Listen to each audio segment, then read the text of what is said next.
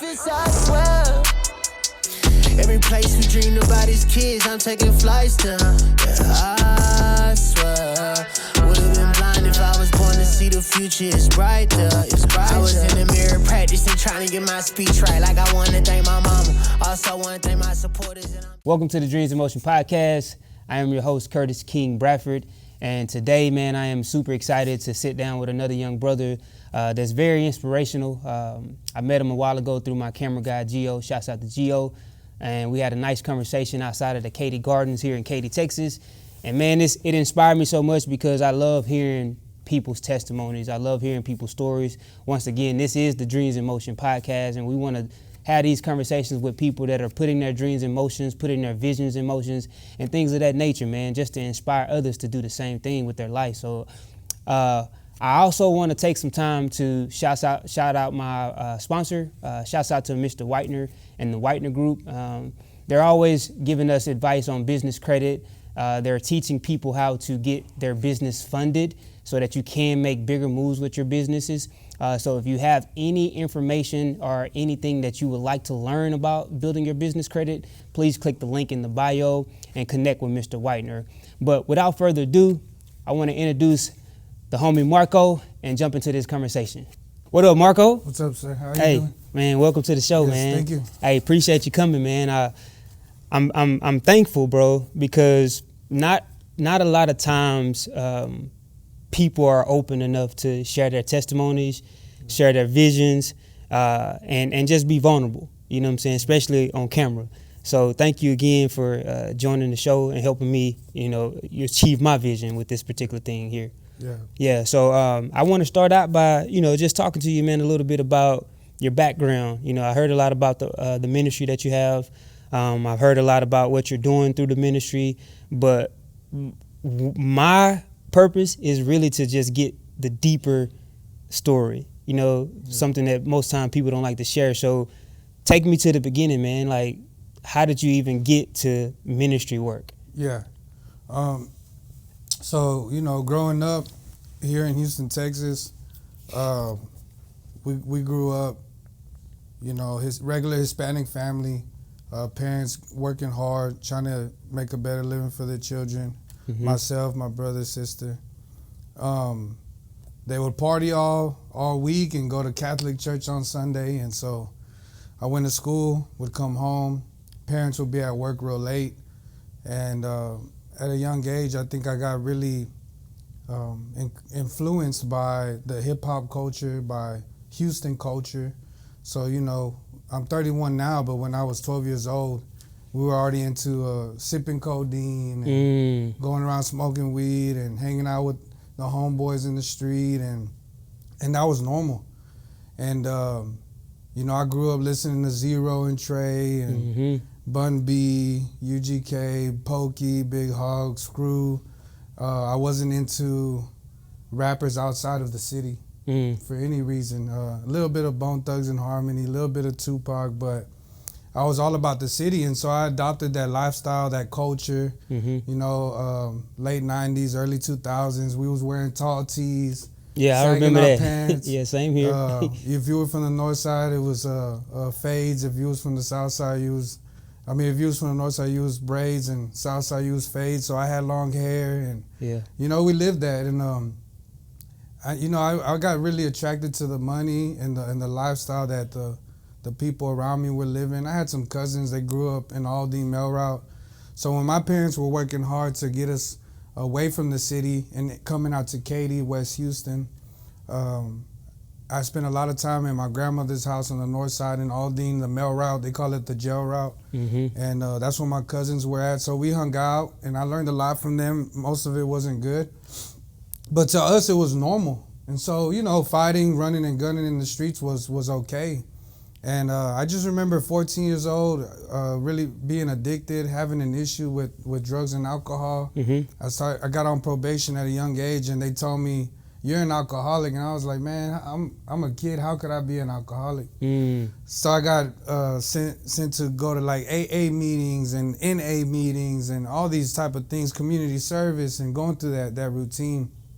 But I just remember when I was 14 and I was in middle school, and my parents had bought me some all-white K-Swiss. And this is the power of life and death being in the tongue, the power of words that they could cut or build up. And so I've come up with these K-Swiss. They're all white with these silver white lines, and I thought there was the coldest shoes in the world. I'm like, man, all my homeboys gonna be like, man, those are live, those are fresh. And and instead, I remember pulling up to school with these shoes on. And back then, if you had nice shoes, you would wrap them up in a Walmart bag all the way walking to school, and then you rip it off, right? I rip off these bags, and my homeboys, and they're my friends. I mean, these are guys that say they love me, they'll die for me, and I felt the same about them. And immediately they started roasting me. They started talking about me. Oh, man, why you wearing K-Swiss? Them shoes for broke people. And, you know, they got Jordans and Air Force Ones, you know. That's when Nelly dropped Air Force Ones, and, you know, it was just the thing. And I remember telling myself, man, I'm never going to get made fun of in that way again. So I started hustling harder. But I look at it now, being grown and more mature, realizing that little incident changed the trajectory for my life. Just somebody talking down on me about some shoes. So it's just a little thing about the power of people's words. So 14 years old, I started hustling, started making money. We were doing really good. At 15, back and forth with my parents, we had a lot of issues, so they would kick me out or I'd run away. And I ended up on the streets, and I met my girlfriend, who is now my wife at the time. So I'm 15 years old with a girl. Wow. And I'm thinking, you know, this is a good thing. I'm making money. I got a girlfriend now. I'm on the up and up. You know, I was already driving. I was already doing my thing. Wow. And without a driver's license. No insurance, no license. We was out there. None of that. We were trying to make it happen. But 15 years old, young guy, immature, and I'll say this is like, today I see it, but the power of the fatherlessness in the nation as a whole. We got a lot of men that grow up with three types of fathers. Either one, you don't have one. Two, you grew up by a stepfather, the person who did not birth you. Or three, you had a father that is there physically, but he's not there spiritually, emotionally, or financially. And I fell into that third category. So I had my dad in the home, but he was an alcoholic, and he was very much a coach. So he only saw the bad thing I did or the thing I could do better. So I lacked affirmation, I lacked purpose and identity. And today, me and my father have a great relationship, but this is how we grew up. 15 years old, young man, not knowing where I was gonna go. I made a decision that I was gonna end up in prison or dead at a young age, and I was okay with that. I made that inner vow. So I ended up going away. My girlfriend waited for me, and I thought, man, she must love me. She waited for me for about like almost a year. And I came home, I was 16 years old, and the first thing I did was get her pregnant. So now I'm thinking I got a daughter on the way, so I gotta hustle harder. I gotta make more money. And when you say hustle, and just for a little content, you just selling drugs. Okay. Yeah, back then we were selling Reggie and selling pills, and when they were still real. And you know, I was in that world for a long time, so I saw it progress. I saw it go from $5-10 licks to where we were moving bricks for $30K. Whew. It's funny that you say Reggie. You know, for that's how I know you've been in the game. Because that's a short for just regular weed, right? So it's crazy that you say that, man, because it just took me back that quick to a lot of hustlers that I knew, you know, in the game. You know what I'm saying? When I first started smoking weed, and thank God that he's delivering me from that. But man, it's crazy. It just brought back a quick memory. Yeah, you know, and I think it was the thing to do. And Houston is so big, and the surrounding cities. You know, you got Spring, Woodlands, you got Pasadena, you got Pearland, all these places that aren't Houston. But because it's so big and it's so saturated that people get influenced all over the city. It's really Houston and the surrounding cities. And so I had people teach me at a young age, like, the best way for you to make money is to make other people work for you. Let them make money for you. I was like, man, if I would have known that, how to do it the right way, then I probably could have been a business owner, entrepreneur, you know, and we still could do that. But at the time, this is all I knew. And so at a young age, I was at 15, 16 years old, 17 years old, kids on the way. I'm living with my mother-in-law, living with my girlfriend. Her daddy was in prison. He was a Mexican mafia member. He was buying bricks from the DEA in Houston and flipping them. Wow. And giving the money back to the police. It's crazy. Wow. And so my parents in this time, in the background at 15 years old, my dad had got saved. My mom had got saved. They gave their life to the Lord. So all they could do was pray for their son. And so by that time, I was already on the go. I was in the hustle and bustle of life. 17 years old, I got another kid on the way. So I got to hustle harder. So I started selling crack, started doing tattoos out of an apartment. Wow. I was doing whatever I could to make money. And because I always had that about me, that I was generous and I was responsible financially. I was always money frugal. I always had a heart to give my best to my wife, my kids. I always had my heart to give to people, to my parents. If you came to me and were like, man, I'm in a bind, I need $5,000 to get out of this issue, I'd put it up for you. You know, I was that guy. Yeah. But I did a lot of bad things to get that money. Yeah. And I accept responsibility for that today. So 21 years old, man. I always tell people I don't like going into too much of it, but by 21. I had broken all 10 commandments. I was a murderer, a thief, an adulterer. The Bible tells us if you have hate towards your brother, that you've murdered in your heart. I had lusted for the world, for women, and it was just the life we lived. It was the lifestyle. It was normal to us. I didn't know any better. Yeah. I didn't know I was supposed to have a license. Nobody told me to get car insurance. Oh, wow. Nobody told me that you had to finish school. I only passed the 8th grade. So it's crazy that you say that, though, because I'm definitely gonna let you finish, but I want to get into eventually your father, your relationship with your father, because last episode I was talking to a young gentleman who he said his father was in the house as well and taught him how to play basketball and all of that, but he lacked love. The love. Like he didn't never feel like the love. He wished his dad would have given him more love. So with you saying that nobody told you to get a driver's license, things of that nature, with you being in the house with your parents, none of them ever mentioned this? No, yeah. My dad was more of the guy that he come home, hey, did you do your homework? Yeah, good, no, bad. I don't want to say that he was abusive, but he whooped us. Yeah. Often. Like that was normal. Yeah. But I never had him come to me and be like, man, I love you, son. You're doing a great job. Let me teach you how to do this. Let me take you outside and teach you how to ride a bike. It wasn't just like that. He was a great man. Yeah. He just didn't know how to father. And honestly, it was his father's issue. The issue is a generational thing. Yes. Our daddies didn't know how to father. Yeah. And so we raise up sons that can never become fathers. You got to be a good son in order to become a good father. Yes. And so I had to teach myself or learn from outside sources, which is usually TV, the world. You know what I mean? But my dad, today he's a minister. Today he disciples men. Today he is a great father. He's around. He's sober. He's been sober for a long time. Dope. But in the past, it just wasn't like that. You know what I mean? I remember there was a lot of nights where he would go out and party and do his thing, and he'd be gone all night and come home and be aggravated, or what we call in recovery is like you be a dry drunk. Even when you're sober, you still act drunk. And so you know how it is. And honestly, I always and this is the part that I want everybody to catch and every young man to catch is we can always say we don't want to be like our father, but we end up being just like him. And so if we're aware of that at a young age, we could prevent reliving the same cycle. Yes. And so I used to make that vow, like, man, I'll never be like my dad. I'll never be like my dad. But the truth is that the blessing and the curse always grows greater from generation to generation. So I did worse than my dad.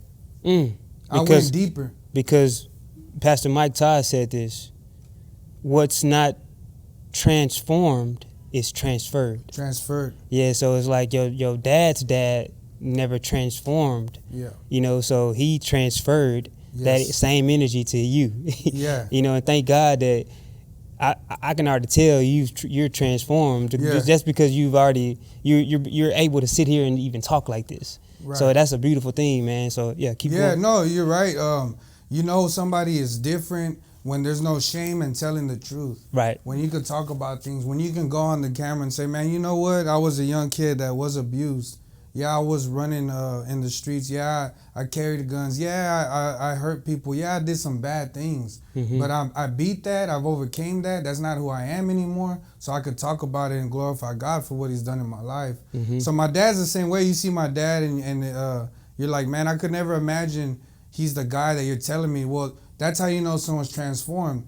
That you wouldn't know who they are unless you ask them, hey, tell me your story. Mm-hmm. So you want to see true transformation. It is externally, but it starts internally, right? Yes. And so my dad didn't know how to love. I didn't know how to love, but we've had to learn to overcome that. Now, there's a choice for me as a son, and that was to forgive my father. Mm-hmm. Yes. And so most people, men especially, young men that don't know their father, how do they forgive someone they don't even know? Mm. How does the opportunity present itself for them to forgive? How does that work? And that's where we need men to fill in that role as a father. Sometimes what we talk about is like mentor or a spiritual father or, a coach, a lot of things like that. That's why kids in the hood or kids in Texas, like we strive for a coach. We love having a coach tell us to do good and to do better and what we want somebody to direct us. Mm-hmm. Every man has a desire in the heart, especially myself, to lay down my life for the next man. Mm-hmm. That's why we join gangs. Mm-hmm. That's why we strive for promotion. Mm-hmm. That's why we go to the military. Yes. We are wired to lay down our life for the next man. Yeah. That's how God made us. Yeah. That's how he gave his son. He was a giver. He sacrificed his son so that we would have the life that we have today, an abundant life, if we receive his sacrifice. Mm-hmm. And so now I have the same blood. I've been adopted into the family of Christ. Mm-hmm. So I have the same desire to lay down my life for the next man. Mm-hmm. That's what I want to do. And so, right now what we need is more fathers. We don't need more teachers. We don't need more instructors. We need people that are going to be fathers, right? Man, I couldn't agree more. Man. That's touching to hear because I know what not having my father in the household did for me.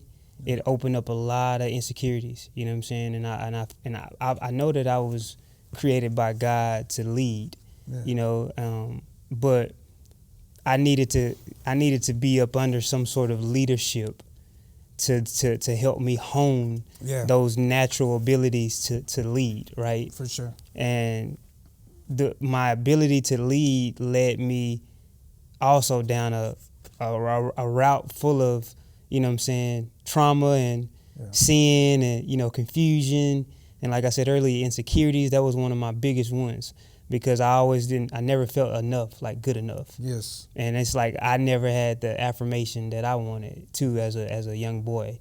So I started searching for affirmation through women. Right. So that was my drug of choice. It's like if a woman tell me something good, it go to my head and I thought that I'm that man. You know what I'm saying? I'm that dude. But that led me down a life full of sin and lust and, sexual things, that I now regret. But I'm thankful for it because I know God, it was still a purpose in it, man. You know what I'm saying? I look at everything like every sin that we commit, everything that we go through, God, if God allowed it, once we do come back to him, he'll show us the purpose for what you went through. Yeah. You know what I mean? But yeah, that's crazy, man, that you say that about your father. So now, what is the relationship looking like now? Yeah. You said. Yeah, and I'll just run through the testimony.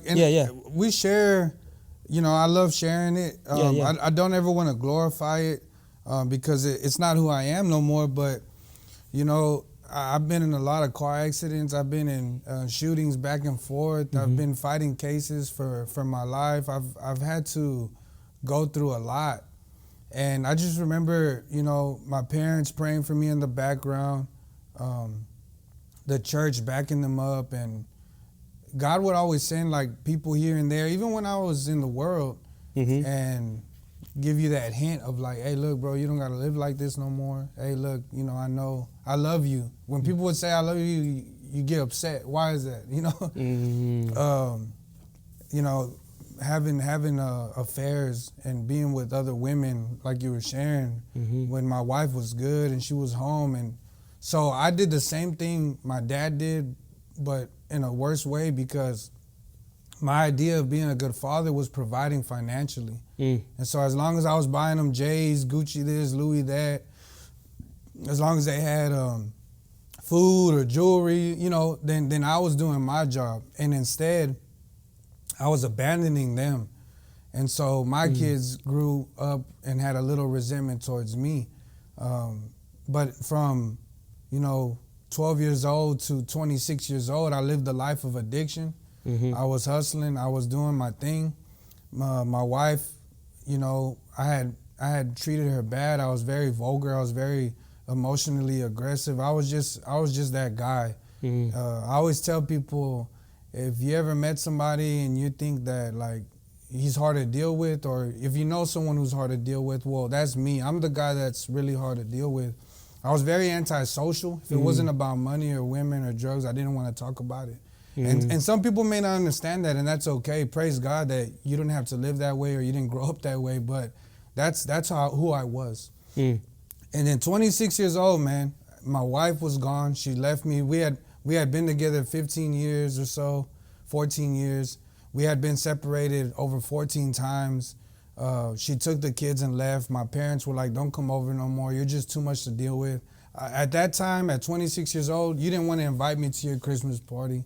You didn't want to invite me to your New Year's Eve party. I was going to mess everything up. I'm going to fight somebody. I was just that guy. And here I am, all alone. I had like $250,000 saved up. I thought I was living the dream. Had my house in Katy. I got cars. They're paid off.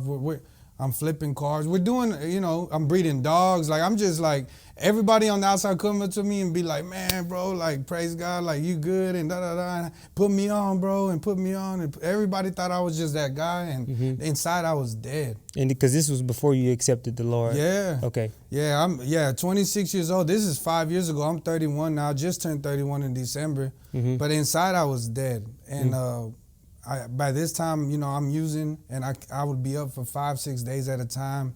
I got stuck on that, on doing powder, on cocaine, and it was just bad. And so one day I'm all alone in my house, bro. I'm sitting on the couch like that, and I was over it. And I had burned through like $250,000 that year in my addiction and partying. I had lost everything. In my head, I had lost everything. And so I put a shotgun to my head, man, and I just prayed. And I said, God, I was like, I don't know if you hear me, but I pray that you would give my wife a husband that would take care of her. And I pray that you would give my children a father that knew how to take care of them and raise them up in the ways of the Lord. And I'm talking this way, but I'm not living it, right? I just prayed because I heard other people pray like this. And so I prayed, but I believed it. And I put that shotgun to my head and I said, Lord, if you don't do nothing else for me, answer that prayer. I cocked the slug, I pulled the trigger, and the gun went pop, and it didn't go off. And I began to weep. I began to weep and cry all by myself. And I believe that in that moment, God like answered my prayer and he began to move. People say, well, how come he doesn't stop every gun? I'm like, I don't know, but he did it for me. And I prayed. You know what I'm saying? Yeah. I don't know, but he did it for me. And so I'm a ride on that. I'm going to stand on that. And that was the beginning of my transformation. From that point, I called my mom and dad. I said, what do y'all think I should do? I just tried to take my life. I need help. They're like, you need to go to the church. I ended up going to the church. They got me sent to a place called Wings of Life in Mobile, Alabama. Started getting discipled and helped. And that first year or two of me walking in the faith, 27, 28 years old, I would still fall and use. But the people that God put around me, they knew how to love. So true love is when you love somebody even when they do you wrong. So when I would lie to them, when I would still be using, when I would fall and I'd call them and like, man, I'm falling and I know you're gonna kick me out. They like, nah, you need to come. Like they brought me closer in because of my honesty. Yes. And so I had never been honest, man. I mean, I'm the type of person, if I wake up at 5, I'll lie to you and say I woke up at 6 for no reason. That's the guy I was. Like I would lie for no, what'd you eat today? I know when I went to McDonald's, I'm like, man, I had Burger King. It don't even do nothing. Why am I lying? I was just a habitual liar. Yeah, bro, I know. And when I started seeing people that were honest with me because I was being honest, when when I was getting back what I was giving, and God started to move, and I just, today, like I said, 4 years serving the Lord, 5 years serving the Lord, I never thought I would be doing what I'm doing today. 4 years ago, 5 years ago, I just wanted to get sober. Yeah. Today, I'm preaching and ministering to thousands of people. We run that YAPAC outreach ministry. We blessed 82,000 people in 2023. We had a goal of 20,000, and we moved that to 100,000 because we blew that out the water. And so I used to be a dope dealer in the world, and now I move hope. So they call me the hope dealer, or people like, you're Pablo Escobar for the kingdom. And so, at 26, when I stepped out the game, a lot of the people that owe me money, it was about $60,000, $80,000 that I had out there, and I was broke. So I was standing on that money. Well, a pastor came and told me, he said, hey, man, I don't know why, but the Lord told me to tell you that all the people that owe you money, you need to call them and tell them don't pay you, because it's dirty money anyways. It's going to go back to the curse. And I'm like in my head, I'm like, man, I need that. Yeah, I ain't got nothing. I need to pay the house. And I did it, man. I just started taking every single suggestion that a man of God would give me. Hey, stop doing this. Yeah. Hey, you should try to do that. Hey, talk different. Hey, stop saying that. Hey, do this. Hey, come with me here. Visit with me here. Do this, do that. And I just started following. To be a good leader, you got to be a good follower. That's so true. I say that all the time, man. And so, here we are now. I'm 31 years old. I got saved. I gave my life to Christ, fully submitted at 26 after trying to commit suicide. And now we're touching the world. We're traveling, ministering. I do men's ministry. I do ministry with my father. He does men's ministry. My wife is preaching. Wow. We do recovery ministry. We help drug addicts, alcoholics, people coming out of prison. We help people overcome food dependency, codependency in their relationships. We counsel marriages. We preach, teach, and we reach the people. That's beautiful. And so everything I learned in the world, I do it for the kingdom. So back in the day, when we get these bricks in from the cartel, we would go to different hoods and drop them off and say, hey, go serve the community and run the money back. They'd be like, all right, bet, that's a bet, let's do that. So now we got all these goods in the warehouse, and God answered my prayer, because I used to pray for a warehouse full of dope. But he just gave me a warehouse full of dope stuff. We got detergent, we got clothes, we got all that, And that's I always a whole say, bar. and if the Lord is not in it, and if the Lord is not Lord of all, then he's probably not in it at all. So he has to be on top of everything. And so we give this warehouse to him. And what I did, I said, man, Lord, how am I going to do this? How am I going to reach more people? Because I'm just one man. I can't do it. I need people like you. I need people like Gio. I need people that are out there putting in work. So what I did, God said, do what you did for the streets, but for the kingdom. So I went to Pasadena, I went to Spring Branch, I went to the north side, south side, east side, and I started dropping packs off, and I would say, hey, go serve the community and bless the homeless, clothe the naked, feed the hungry, take care of the people, and then just let me know how it goes. Bro. So we just do the same thing, but for the kingdom. It's because it was, man, that's beautiful, man, because just hearing your testimony, and it shows that it was always in you. You said earlier that you had a heart to give, that it was always in you, but the enemy comes to steal, kill, and destroy. We all know this, man, and it's like the thing that God created you for in your mom's womb, the enemy knew this as well.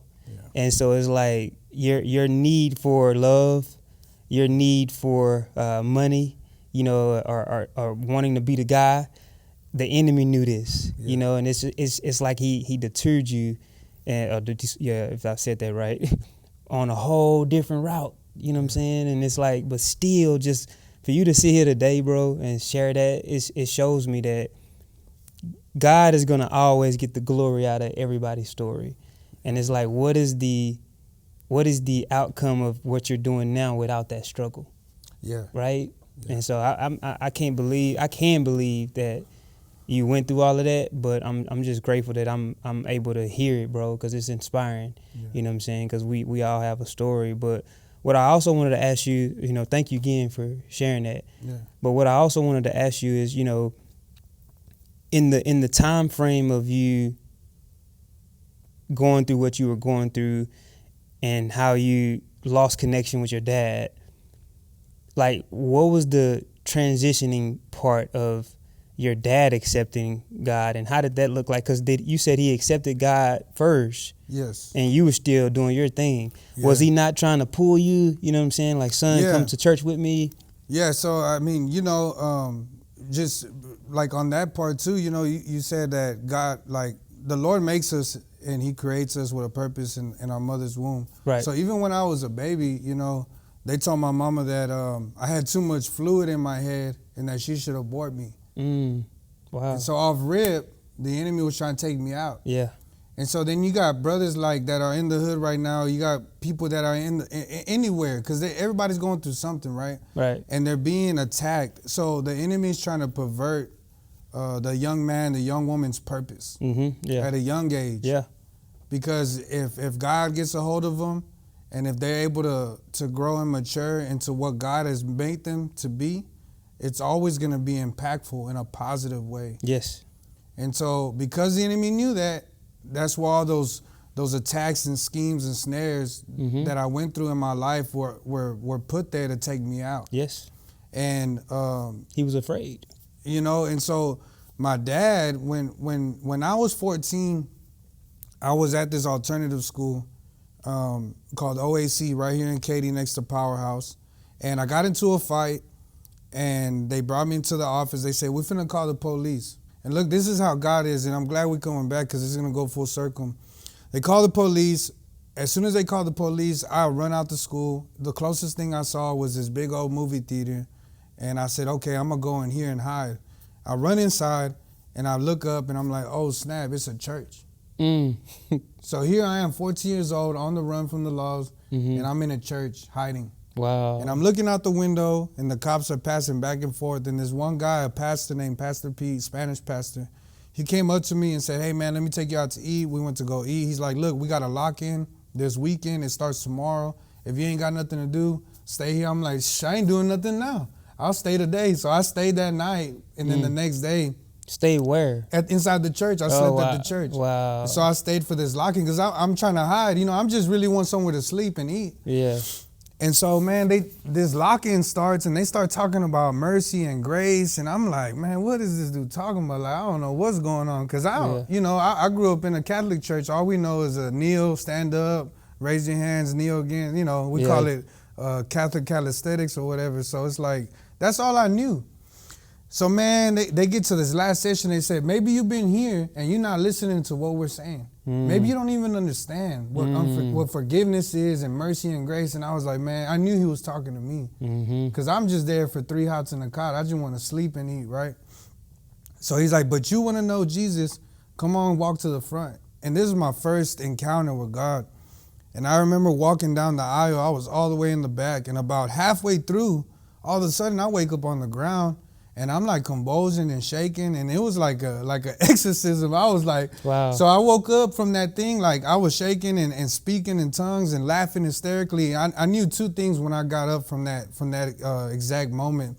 One thing was that God was real, and the second thing was that I don't know if I want anything to do with him.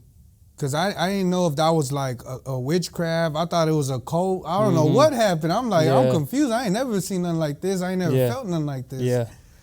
And so look at this. So I leave that church that weekend after that lock-in. A year later, my dad goes to that same church. Somebody invited him. And he goes to an encounter. And he gets radically saved, stops drinking on the drop of a dime, and completely changes his life. Wow. But I was already gone.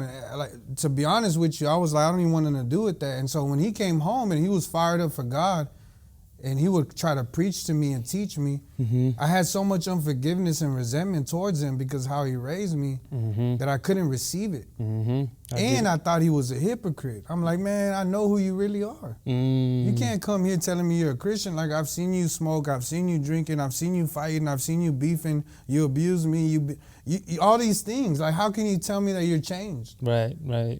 Yeah, I get it, man. It's because what you said earlier, you needed to learn how to forgive. Man. Right? And it's like, if we don't learn how to forgive, we're only killing ourselves slowly. Yeah. We're only doing damage against our own selves, right? Because it's like holding all of that unforgiveness in, it's basically just like slow toxic suicide. You know what I mean?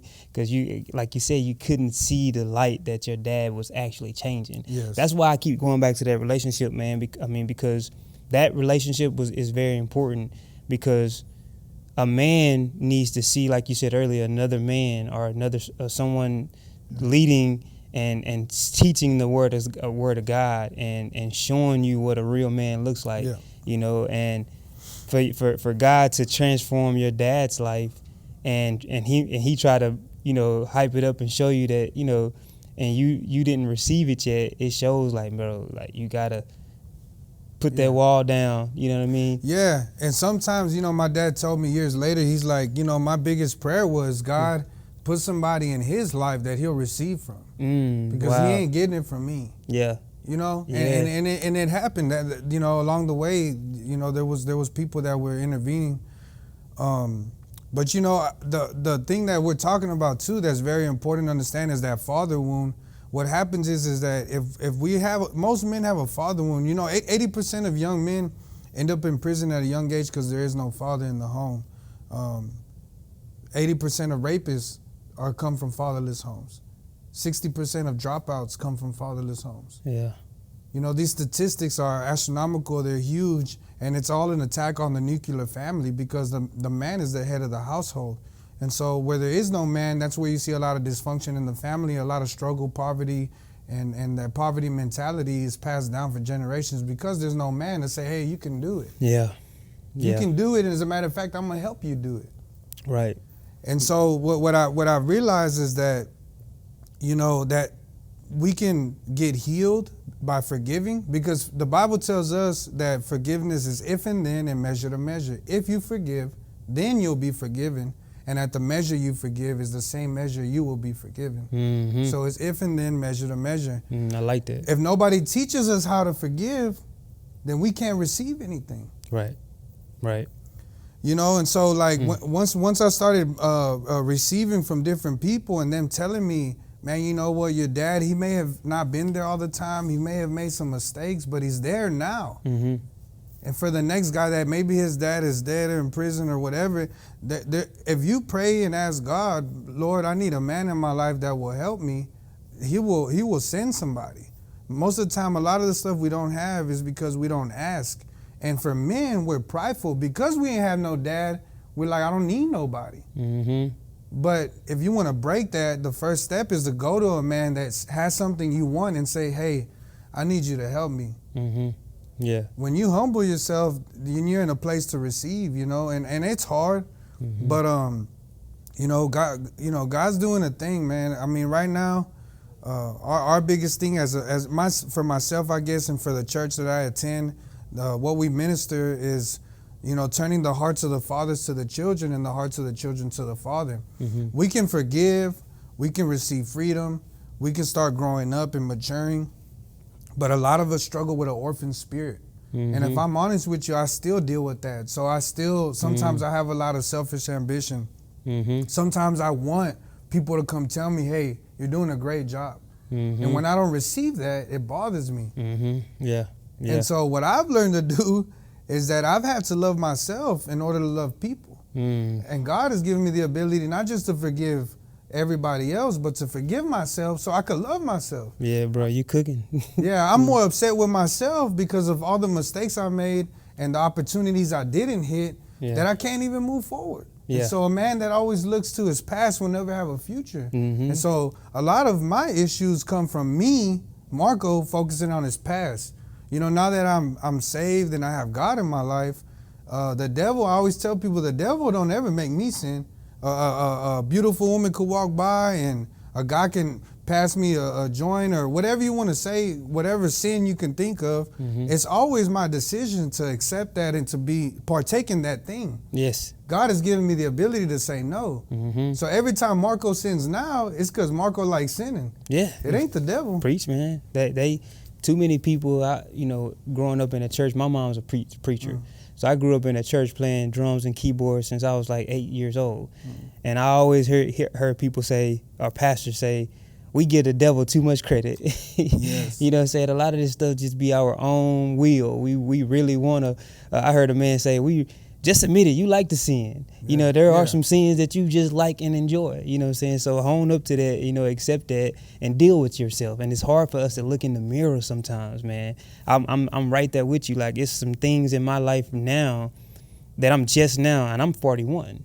And I'm just now realizing that I haven't loved myself enough. Yeah. I just posted that a couple of weeks ago, a couple of days ago, about it was just a quick message, man. Wake up and love yourself. Like it's so easy to say, but it's so harder to do because there's a lot of root issues. Yeah. You understand what I'm saying? Like that we don't deal with as kids and parents and, you know, people that are just trying to grow. Right. And being in the home builder industry, I've got a chance to watch a lot of homes be built from the ground up. And I always use this analogy because it speaks to me, man. Like, before a builder can go out on the job and build a house and pour concrete, you have to do one important thing, and that's a soil test. You have to take a piece of equipment and drill 20 feet down into the soil and take a little bit of that soil back to a lab and test it to make sure that the foundation is good enough to build a house in that area. If you don't, some foundations, they shift over the years, right? And it can cause a lot of issues with the foundation if you don't run those tests first. And every time I would hear that process over and over, it was like God would show me that's with us too. Yeah, like we got to do a soil test on our heart and dig deep and dig up those root issues in order to really blossom and replant a strong foundation in the Lord. You know what I mean? Because if you don't, bro, you still kind of flirting with them issues, you know? Yeah. And I did it for years. Yeah, and for men, especially for myself, whenever I create a problem or there's something that goes south or whatever, I make a mistake. Yeah. Even in the Bible, when Adam in the garden, my first instinct is to blame somebody else. Well, it's because this dude did this, or it's because this and that. Well, it's the cards I was dealt. Well, it's the life that God planned for me. Well, I guess it's God's plan, but a lot of times it's my own doing. It's self-imposed. And we always say that a man doesn't come with age, but the acceptance of responsibility. You know, we mature by accepting responsibility for what we did. Take it on the chin, learn from it, move forward, adjust, you know, and do something different. So, like you said, right, we test the soil and, like, really we got to ask, what's wrong with me? What am I doing wrong? Yeah. Too many people are like, how can I change my wife? How can I change my job? I need a new job. Yeah. You know, we pray for blessings, we get blessed, and then we complain about the blessing. That's like, God, why'd you put me here? Well, you prayed for it. You know, so like, I get it, you know, and men, once again, because of how we were created, I think that we just naturally want. We're very visual. We see something, we're going to get it. We got a dream, we're going to put it in motion. We're trying to, and then we're going to do whatever it takes. Yes. And there's good behind that, but it needs to have some direction. Oh, man, I'm glad you said that, because people oftentimes hear dreams in motion and they get amped up, putting my dream in motion. But the vision around Dreams in Motion was given to me. I'm a musician. I've been producing music since I was, 12, 14 years old. And like I told you off camera, I done produced for Zero, Slim Thug, Bobby Valentino, Rick Ross. You know, the list goes on. You know, some of Lil Wayne's artists. I've been doing it for a while. And my ambition almost killed me. You know, my first record deal in California was with Universal Records. I had an artist sign to Universal Records, and we were doing our thing out in LA and smoking a lot of weed and partying and making music. And I just had this ambition, like I felt like God gave me this gift, so I'm gonna use it, you know what I'm saying? But what God started showing me, bro, was that yes, I had a dream and a vision, you know, for myself, but I kept making the dreams and the vision about me. Yeah. I forgot to go back to my Father and be like, okay, why did you bless me with this? You know, why did you give me this talent? Why did you give me this ambition?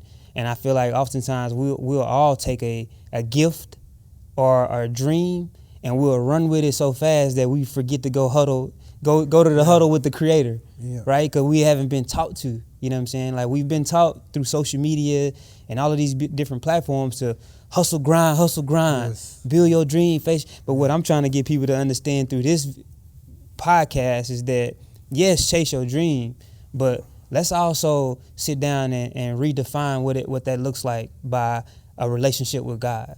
You know what I'm saying? Like, because I feel like I left the music industry because I started feeling lost.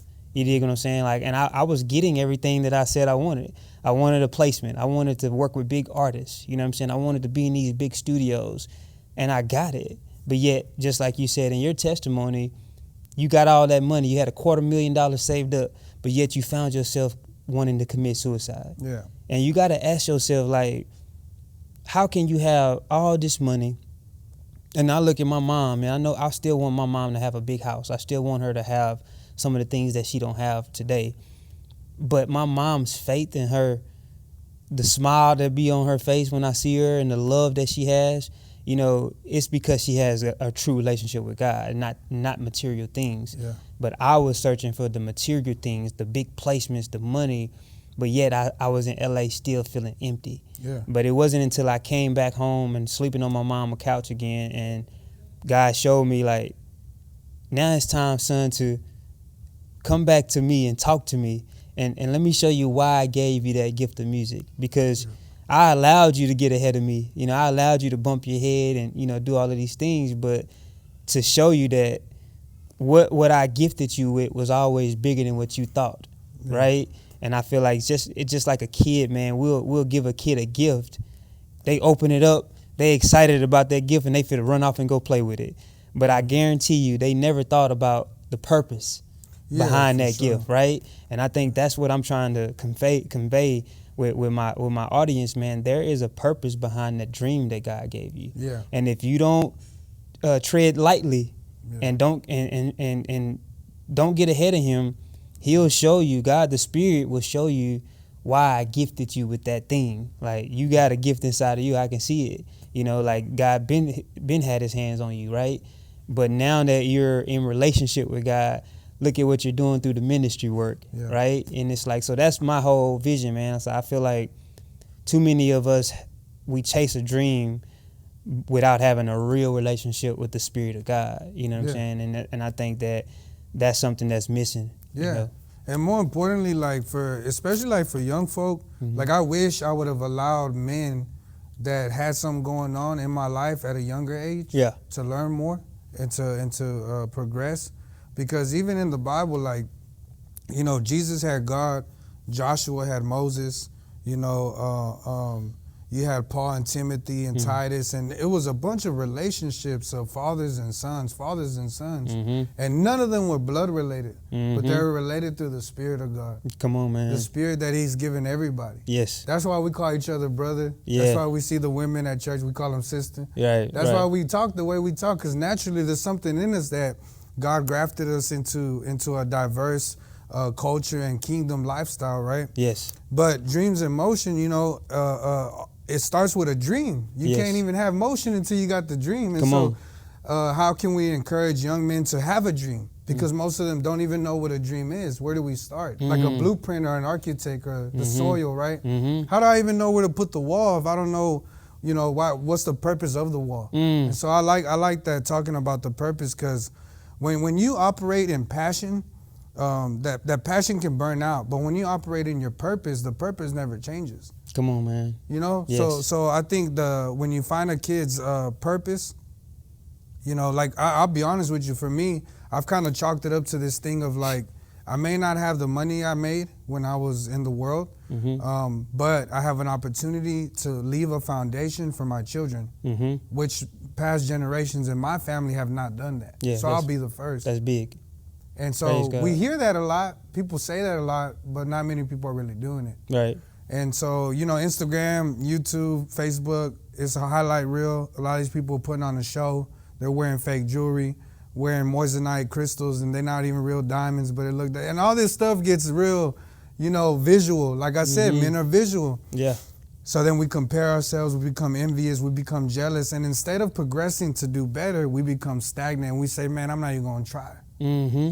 Yeah. I've caught myself there a lot where I'm like, well, this guy got it going on and I'll never be like that, so I'm just going to chill. Mm-hmm. Nah, you're right, man. It's one of those things that when I went and sat with my grandma, I told you off camera, my grandma's 84 years old. Mm-hmm.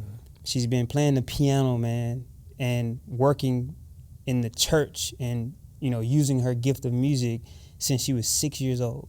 Yeah. She's 84 years old. When I went to that nursing home to visit her, I cried so much, bro, because what I saw when my grandma hopped on that piano and started playing, she hates to be there, first off. But we have to have her there because there's a lot of personal reasons, that things that she's going through. And the family's been fighting to, you know, keep her in the house so that we can all help take care of her, but it's just hard. You know, so watching her in the nursing home, first thing she told me is that, praise God, grandson, I think God has me here for a reason, because every morning she's reading scriptures to everybody in there. The only person. Right. Every morning or afternoon or in the lunchtime, she's hopping on that piano playing worship songs or old school hymns. And as I was sitting there recording her, I feel like God showed me, like, this is the power of a purpose. So at 84, you're still changing people's lives. Yeah. 84 years old, because you're walking in your purpose. And my grandma has always been faithful to that, bro. Like, she's never, like, right now it breaks her heart that she can't be playing at her church that she's been playing at every Sunday. Yeah. But I told her, I tried to give her some inspiration. I said, Grandma, look at this. 270,000 people have watched you play this piano. Over 18,000 people has liked and commented, giving my grandma inspiration and saying, you've blessed me today. Yeah. You've taken me back to church, you know. Yeah. And as I was sitting there watching this, man, I'm like, dang, bro, that's the power of a purpose. That's the power of using your gift. Yeah. Right? And you know, I'll leave y'all with this. Like, my purpose, people say, well, what do you plan on doing and what goals do you have and all these things? And I would say, yeah, you know, I want to keep doing ministry. I want to keep teaching. And I want to keep helping people. But the truth is this. If I could reach 100,000, 200,000 people in my lifetime, I'm 30 years old. If I live to 80, I got 50 more years to be a good person and bless people, be generous in whatever way possible. But I'm looking to impact one kid's life that will do greater than I. Yes, yes. Whether it's my children or a kid right now that's, you know, home alone with no dad at home, or someone that has their dad but he's not doing, you know, fulfilling his purpose. If I could reach one person and just say, hey, forgive your dad. Even if your dad's not around, just praise God that you had a dad that could sow seed and give you birth, whatever it may be. Yes. But there's someone right now under a bridge. There's someone right now in school. There's someone right now at their house. There's somebody right now that has more potential to impact this world more than me, you, and probably everybody that watches this. Yes. And when we start thinking like that, come on, we start living for other people. Yes. I'm tired of living for myself. Come on, bro. I'm tired of being selfish. Yes. They ain't gave me nothing. Yes, bro. So if I want to be like Jesus, I came to serve and not be served. So I'm going to be selfless. Yeah. Crucify my flesh so the Spirit could live in me and that I could bless people. Bro. When I die and I'm at my funeral and I'm, you know, people at my funeral, my kids there, I want them to just say, hey, you know what, my dad, he may have not been rich, he may have not done all these things, but one thing I did see was that he changed his life and he changed the world. Yes, yes. And people think, well, I just helped this one person, this other person. I didn't do a lot. I didn't reach 100,000 people. Well, what if the one person you did reach does 100,000 people? Yes, yes. You did your thing then. Bro, you're walking in a spirit of being a farmer. Yeah. A farmer plants seeds. Yes. And then you take care of those seeds by watering them, right? And then sometimes, like I was at a camp, and you know, and we're gonna end here in a minute, but I was at a Christian camp. I served. I felt like when I was speaking of like giving up, tired of being selfish and making everything about you. That's why I left the music industry. Everything in the music industry was about me. I need to make a placement. I need a big hit. I need a radio hit, right? Yeah. When I left that and started serving kids, that's when God started giving me a better vision, you know, a stronger vision for my purpose, right? And when I died to that, it's like now everything that I'm doing is just planting seeds. And one of my counselor, my camp counselor, we used to get upset, like we felt like the kids wasn't hearing us, right? I was like, man, I'm going in these hoods. I was in Tyler, Texas. I'm going in the streets, man. I'm serving, but it seems like it's going in one ear and not the other. My camp counselor looked at me, he said, son, your job is to plant the seed and pray that someone else comes along and water it later and move on. You done your job. You did your job just by saying yes to God and yes to the work that's needed, right? Yeah. And that's kind of where I'm at too, man. So I thank God that you said that, because it's inspirational, and it's a good reminder. You know, that we have to be selfless and give up our lives to serve other people, man. Like Gio, he came and did a event recorded an event for me in Sealy, Texas, where I gave away free haircuts and free school supplies to kids. And I felt like while I was out there in Sealy, I felt like a strong need to do something there. Man, one of the kids, man, when he hugged me and said thank you, instantly I felt like I did all of it for him. Right? You can feel that energy, bro. That's, and I was just like, man, I'm glad that I'm walking in obedience in this season. Because we just sow the seed, and the Lord will bring the increase. Yes, bro. Yes. And the last thing I'm going to leave you with, I love what this worship leader said, bro. She said she's a worship leader for a big church in Hillsong, London. Okay. And she said, we have to be very careful not to stand on this stage and receive glory, because we were never meant to receive glory. Yes. We were created to give glory. Yeah. And I feel like I see that a lot on social media. I see it a lot in the industries, you know what I'm saying, that everybody wants glory. Like we want someone to come say thank you. You did a good job. You did. But at the end of the day, it doesn't matter what somebody else think. Yeah. It only matters what God thinks. Like, what did you do with your life while you were here, right? Yeah. So, man, bro, thank you again, man. Thank you for the opportunity to share my testimony, share what I do now. Yes. And it's I hope that somebody's impacted. I hope that somebody can just receive something. Yes. But just know that everybody's important. Yeah. And I appreciate the opportunity. And it's a blessing, bro, to just share and talk. And, you know, we may want more, but the Bible tells us that he'll supply all of our needs according to his riches and glory. And so I don't need for nothing. Yeah. I just want to give now. Yeah, I love that. So I would love to put that in motion. Like, man, who could you bless?